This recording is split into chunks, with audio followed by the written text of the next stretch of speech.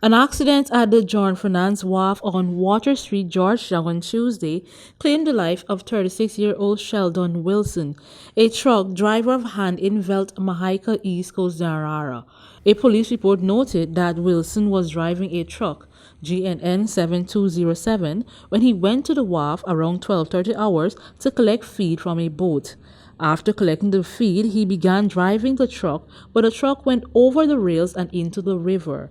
Several persons jumped into the river to rescue Wilson. He was taken out of the truck by a laborer of John Fernandes Wharf and later taken to the St. Joseph Mercy Hospital, where he was pronounced dead. For Channel 2 Headline News, Esther Sobers.